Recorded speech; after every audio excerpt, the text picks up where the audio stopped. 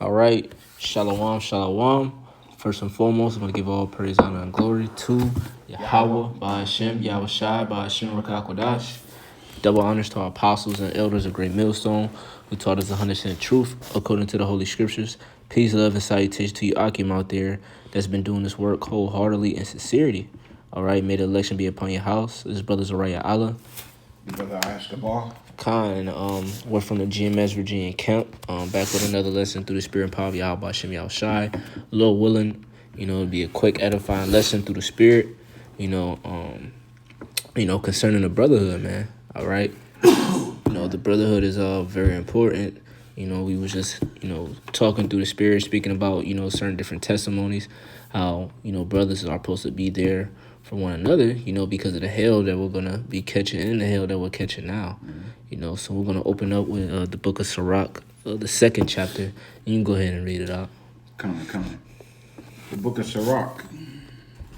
The book of Sirach, chapter 2 and verse 1. Mm-hmm. Come.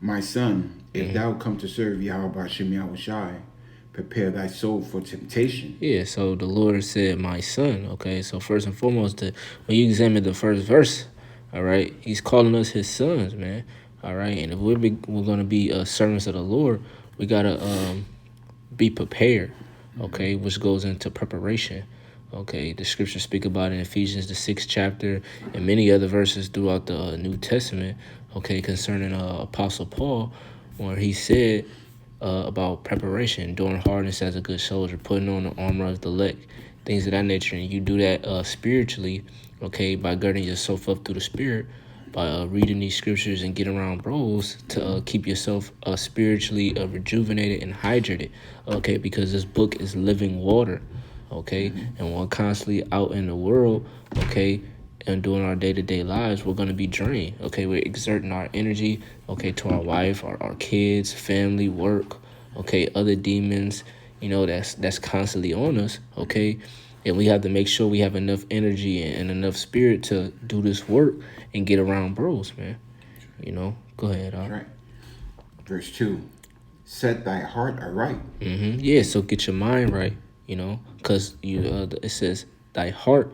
Because heart, when you're going to word heart in the Hebrew is lab, which means your mind. So you have to get what they say in the world, you get your game right, get your mind right, man. Okay? So we in this battle, so our minds have to be fully right. Apostle Paul spoke about in the time of, he said, be as though if you have wise, be as though you have none. Why? Because in the time of battle, you constantly worry about your wife and you worry about things back home. It's going to get yourself killed because you're not focused on what's in front of you. And what's in front of us, this truth and things unfolded in prophecy. And if we're not constantly, looking forward to these things, we're going to get knocked off our high horse, man. Go ahead. Set thy heart aright and constantly endure. Constantly. Don't mean just endure this day and the next day give up. No, you gotta constantly endure. It's a day-to-day thing. The elder Menata Zakbak went into a lesson how you have to this truth is a daily grind. So you have to constantly grind. You have to do this work vigorously, which means non-stop, okay, repetitive. Go ahead. Come.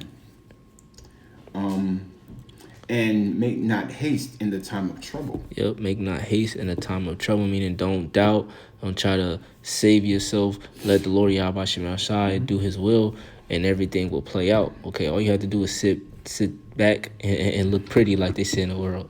Sit back and enjoy the ride. But you got to endure it, man. You can't be soft about it and bitch up, Come, I got a precept. Go ahead, Proverbs 3 and 5. Trust in Yahweh Hashem Yahweh Shai with all thy heart, and lean not unto thine own understanding. Yeah, lean not unto thine own understanding, because we're Yahweh Hashem Yahweh Shai is wise. When you read Isaiah the 54th chapter, in the 4th verse, I believe it says, "Thy husband is thy maker," right? So if you have a wife, okay, and someone breaks into the house, she may have some type of experience or whatever the case may be. When a burglar comes in, whatever the case. But look, you're gonna tell her, sit the hell back. I got this. She's not gonna lean on her own understanding and try to take matter in her own hands. She gonna sit in that room while you go eliminate the threat and make sure the household is safe and secure. So it's saying like men with Yahweh Shem Yahushai. Okay, we in trouble. Yeah, we may have these different life experiences and stuff like that, but look, we ain't leaning on our understanding. We leaning on Yahweh Shem Yahushai because what? He's gonna come through for us. So we have to trust in him and let him do that. That's right. And we're gonna be put in those situations to where we have to trust him, because when we get in those life or death situations, like, bro, there's no way in hell we're gonna make it out of this. But what? The Lord Yahweh Shem Yahushai, he's gonna come through, and we have to believe on that. That's right. Come on, and this goes right into verse 3. Cleave unto him and depart not away, that thou mayest be increased at thy last end. That's it. Yep. Go ahead. Verse 4. Whatsoever is brought upon thee, take cheerfully, and be patient when thou art changed to a low estate. Yeah, so whether good or bad, what did Job say? Should I receive good and not evil from the Lord Yahweh Shem Yahushai? So everything you have to take cheerfully and just the water Yahweh Shem Yahushai, because whether if it's good or evil, we deserve it. Because the Lord said he's going to reward us for our works, whether they be good or evil. And a lot of those times we may do something and we get judged right then and there, or we may pay for it later, whether if it be a sickness or we catching hell at our job, catching hell with our women, whatever the case may be, to keep us in that balance and keep us firm in this truth. I got a precept? Go ahead, The book of Proverbs, chapter 3 and verse 6. I read verse 5 earlier. This is verse 6. And I'll read verse 7 as well. In all thy ways acknowledge him, and he shall direct thy paths. That's beautiful. Yeah, because how can a man understand his own way? Because the Lord, what? Directed his steps. So we have the knowledge, Yahweh Shem Yahushai, in everything that we do, because he's the Father of spirits. So we doing the work and we all feeling good in the spirit, we got to say the water Yahweh Shem Yahushai. That's right. Or when we ain't catching hell, we're feeling low in the spirit, but we still alive and still be able to do the work. Hey, the water Yahweh Shem Yahushai. Because what did the Apostle Paul say? He says, I know how to be abased and I know how to be high, roughly paraphrasing. Yeah. So it's a balance. One day you're going to be feeling really high in the spirit. Some days you're going to feel low. Verse 7. The book of Proverbs 3 and 7. Be not wise in thine own eyes. Yeah. Fear Yahweh Shem Yahushai and depart from evil. Yep. So depart from evil, take away that pride, and don't be high-minded, man. When we start to feel that high-minded spirit, hey, creep up on you, got to rebuke it and just like, you know what? Look, I ain't shit. I'm still a slave. I'm still in this captivity, but at the end of the day, I'm still the son of God. So let me do the work that the son of God is been called to do, which is, the elect, which is feeding the sheep, doing the things that's commanded of him, and building himself in the spirit and preparing himself, man. Go ahead, Verse 5. The book of Sirach, chapter 2 and verse 5. For gold is tried in the fire, and acceptable men in the furnace of adversity. Acceptable men, So we're going to be put in that furnace. The Lord is going to put us through that fire, man, whether it be now, okay, or whether it be through Jacob's trouble, or it be that physical fire, okay, speaking of the nuclear destruction, okay, the men of the Lord are going to want to be put through that furnace of adversity now, or Jacob's trouble, so that way what?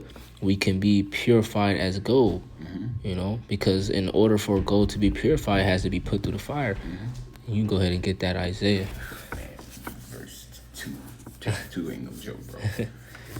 The book of Isaiah, what was that? Chapter 13 and verse 12. I will make a man more precious than fine gold. Yep.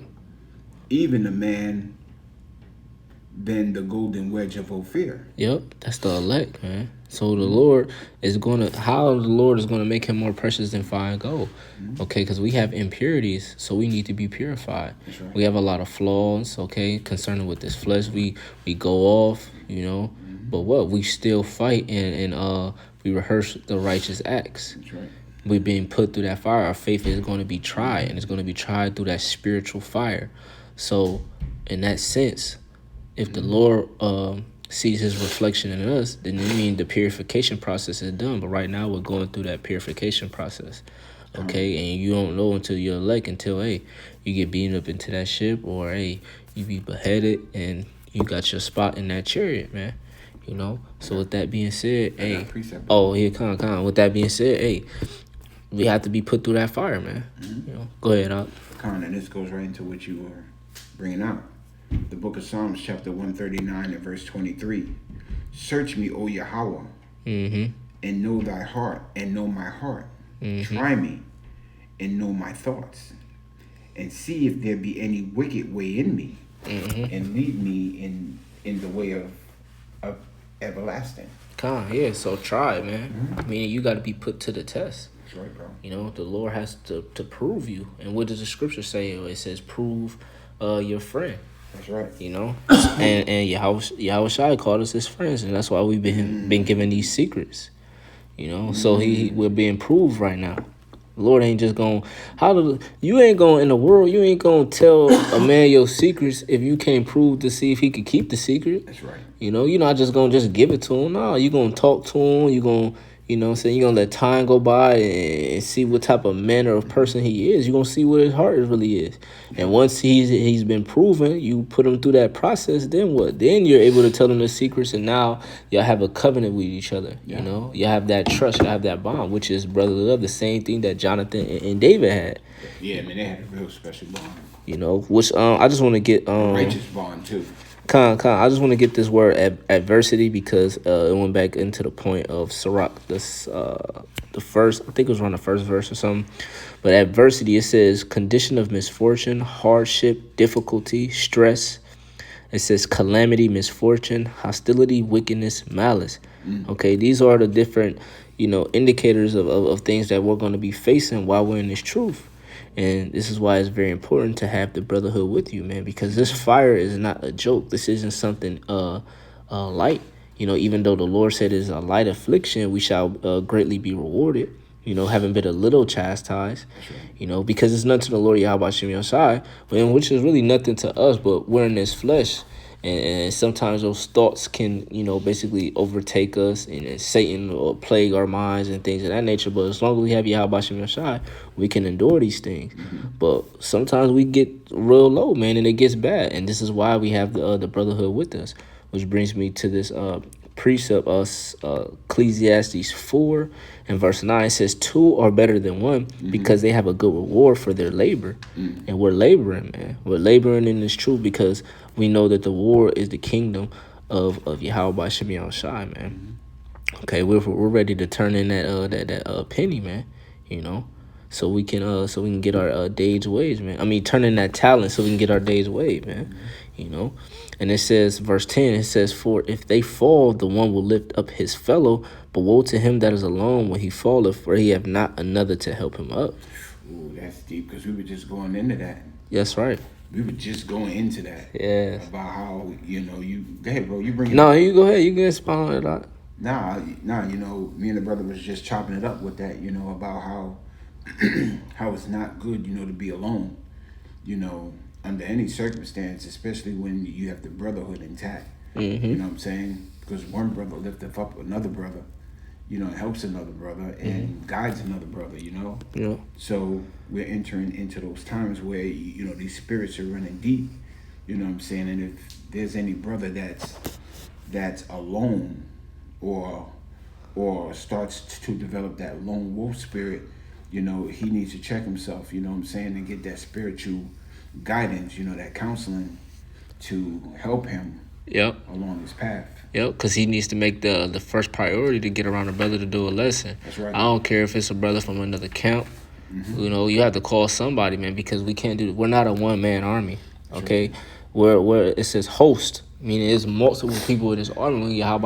We can't do this alone, man. We need Yahweh Shem Yashai. We need the brotherhood, man. This is why it's important to let your brother know how much you love him and what you're willing to do for him, man. Because sometimes, we may know these things and we read the scriptures, but sometimes to give that reassurance or to basically elaborate or something, just call him, brother, let him know. We need that, because we're all catching hell. We're all, going through those, certain things through our day-to-day lives. And just to hear a brother's voice, that can go a long way, because there's going to be a time where we may not be around a brother or hear another brother's voice, because what does the scripture say? A man shall desire to hear a voice. Roughly paraphrasing the second Esdras, if I'm not mistaken. And it goes into a man's desire to go into a city and shall not be able, because of FEMA, these martial law and things like that. It's going to be a shutdown, man.